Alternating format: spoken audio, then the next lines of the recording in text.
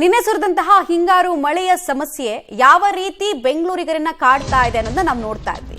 ನಿನ್ನೆ ಸುರಿದ ಮಳೆಗೆ ಬೆಂಗಳೂರಿನಲ್ಲಿ ಭಾರಿ ಅವಾಂತರ ಆಗಿದೆ. ಅವಾಂತರದ ಸರಣಿ ಮುಂದುವರಿತಾ ಇದೆ. ಬಿನ್ನಿಪೇಟೆಯ ಪಾರ್ಕ್ ವೆಸ್ಟ್ ಅಪಾರ್ಟ್ಮೆಂಟ್ನ ಗೋಡೆ ಕೂಡ ಕುಸಿತಗೊಂಡಿದೆ. 10 ಅಡಿ ಎತ್ತರ ಹಾಗೂ 20 ಅಡಿ ಉದ್ದದ ಗೋಡೆಯೊಂದು ಕುಸಿದ ಪರಿಣಾಮ 20ಕ್ಕೂ ಹೆಚ್ಚು ಬೈಕ್ಗಳು ಜಖಂಗೊಂಡಿದೆ, ಹಾನಿಗೆ ಒಳಗಾಗಿದೆ. ಗೋಡೆ ಕುಸಿತದಿಂದ ಮನೆ ಮೇಲೆ ಕರೆಂಟ್ ಕಂಬವೊಂದು ವಾಲಿರೋದ್ರಿಂದ ಸಾರ್ವಜನಿಕರಿಗೂ ಕೂಡ ವಿಪರೀತವಾದಂತಹ ಆತಂಕ. ನೋಡಿ, ಇವತ್ತಿನ ದೃಶ್ಯ ಇದು ಗೋಡೆ ಕುಸಿತದ ಪ್ರಮಾಣ ತೀವ್ರತೆಯನ್ನು ಸೂಚಿಸ್ತಾ ಇದೆ. ಎಷ್ಟರ ಮಟ್ಟಿಗೆ ಅಲ್ಲಿ ಡ್ಯಾಮೇಜ್ ಆಗಿದೆ, ಸಮಸ್ಯೆ ಆಗಿದೆ ಅಂತ ಹೇಳಿ. ಆಲ್ಮೋಸ್ಟ್ 10 ಅಡಿ ಎತ್ತರದ 20 ಅಡಿ ಉದ್ದದ ಗೋಡೆ ಸರಣಿಯಾಗಿ ಕುಸಿತಿರೋದು. ಎಲ್ಲ ಒಳಗಡೆನೆ ಸಿಕ್ಕಾಕೊಂಡಿದ್ರಲ್ಲ, ಎಷ್ಟೊತ್ತಲ್ಲ ಆಯ್ತು, ಏನಾಯ್ತು ನಿಮ್ಗೆ ಗೊತ್ತಾಗಿತ್ತ ಅಂತ? 9 ಗಂಟೆ ಇರ್ಬೋದು. ಅವಾಗ ಒಳಗಡೆ ಇದ್ದೀವಿ, ನೀರೆಲ್ಲ ಬಂತು ಒಳಗಡೆ, ಕಾಂಪೌಂಡ್ ಒಳಗೆ ಹಂಗೆ ನಿಂತೈತಿ ನೀರು. ಏನಾದ್ರು ಊಟ ತಿಂಡಿ ಏನಾದ್ರು ತಿಂದಿದ್ರೆ ಹೇಗೆ? ತಿಂದಿದ್ವಿ. ಸಿಗ್ತಾ ಇದೆಯಾ? ನೀರ್ಗಿರಿ ಸಿಗ್ತಾ ಇದೆಯಾ? ನೀರಾ ಎಲ್ಲಿ? ಒಳಗಡೆ ಕುಡಿಯಕ್ ನೀರ್ಗಿರಿ ಎಲ್ಲ ಇದೆಯಾ? ಐತೆ. ಏನು ಸಮಸ್ಯೆ ಆಗಿಲ್ಲ ಹಂಗಿದ್ರೆ? ನೀರು ಊಟ ತಿಂಡಿಗೆಲ್ಲ ಸಮಸ್ಯೆ ಆಗಿಲ್ಲ. ಓಕೆ, ಏನ್ ಮಾಡ್ತಾ ಇದ್ರಿ? ಹಂಗಾದಾಗ ನೀವೆಲ್ಲಿದ್ರಿ?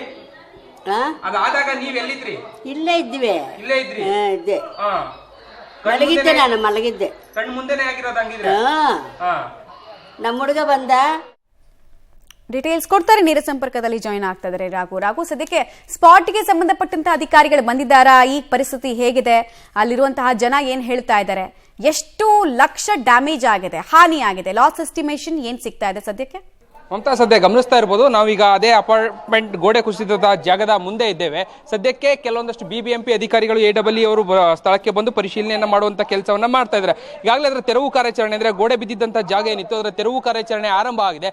ಸುಮಾರು 10ಕ್ಕೂ ಹೆಚ್ಚು ಬೈಕ್ಗಳು ನೆಲದಲ್ಲಿ ಸಿಲುಕಿರುವಂತಹ ಸಾಧ್ಯತೆ ಇದೆ. ಅವುಗಳೆಲ್ಲವನ್ನ ಕೂಡ ತೆಗೆಯುವಂತ ಕೆಲಸವನ್ನ ಮಾಡ್ತಾ ಇದ್ದಾರೆ. ದೊಡ್ಡ ದೊಡ್ಡ ಗೋಡೆಯ ಪೀಸ್ಗಳಾಗಿದ್ದಂತ ಕಾರಣಕ್ಕಾಗಿ ಕೆಳಭಾಗದಲ್ಲಿ ಸಿಲುಕಿದಂತಹ ವೆಹಿಕಲ್ಗಳನ್ನ ತೆಗೆಯೋದು ಸ್ವಲ್ಪ ಕಷ್ಟ ಆಗ್ತಾ ಇದೆ. ಮತ್ತೊಂದ್ ಕಡೆ ಈ ನೋಡ್ತಾ ಇರುವಂತಹ ಈ ವಿದ್ಯುತ್ ಕಂಬ ಏನಿದೆ, ಈ ವಿದ್ಯುತ್ ಕಂಬವನ್ನು ಕೂಡ ತೆರವು ಮಾಡೋದಕ್ಕೆ ಸಾಕಷ್ಟು ಕಷ್ಟವನ್ನ ಪಡಬೇಕಿದೆ. ಯಾಕಂದ್ರೆ ದೊಡ್ಡ ಮಟ್ಟದಲ್ಲಿ ಅವುಗಳೆಲ್ಲದರ ಮೇಲೆ ಅವಶೇಷಗಳು ಸಿಲುಕಿರುವಂತಹ ಕಾರಣಕ್ಕಾಗಿ ಈ ಪರಿಸ್ಥಿತಿ ನಿರ್ಮಾಣ ಆಗಿದೆ. ಮತ್ತೊಂದ್ ಕಡೆ ಈ ಭಾಗದಲ್ಲಿ ಗಲೀಜು ನೀರು ಜೊತೆಗೆ ಬದಿ, ಅಂದ್ರೆ ಆ ನೀರಿನ ಮಣ್ಣು ಮಿಶ್ರಿತ ನೀರೇನಿತ್ತು, ಗಲೀಜು ನೀರು, ಅದು ಮಿಕ್ಸ್ ಆಗಿರುವಂತಹ ಕಾರಣಕ್ಕಾಗಿ ಸದ್ಯ ಈ ಪ್ರಮಾಣದ ಸವಾಲು ಈ ಭಾಗದಲ್ಲಿ ಆಗ್ತಾ ಇದೆ.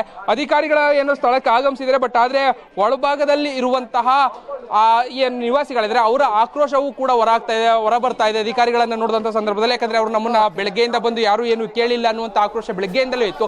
ಈಗ ಅವ್ರು ಬಂದ ಮೇಲೆ ಅದು ಹೊರ ಹಾಕುವಂತ ಕೆಲಸಗಳಾಗ್ತಾ ಇದೆ. ಮತ್ತೊಂದ್ ಕಡೆ ಅಪಾರ್ಟ್ಮೆಂಟ್ ನಿವಾಸಿಗಳನ್ನ ಸೇರಿಸ್ಕೊಂಡು ಸದ್ಯ ಅದನ್ನ, ಅಂದ್ರೆ ಕಾರ್ಮಿಕರೇನಿದ್ರು ಅವರನ್ನ ಸೇರಿಸ್ಕೊಂಡು ಅದನ್ನ ತೆರವು ಮಾಡುವಂತ ಕೆಲಸವನ್ನ ಮಾಡ್ತಾ ಇದ್ದಾರೆ. ಮಮತಾ, ಆಲ್ ರೈಟ್, ಧನ್ಯವಾದ ರಾಘು ತಮ್ಮೆಲ್ಲ ಮಾಹಿತಿಗಾಗಿ.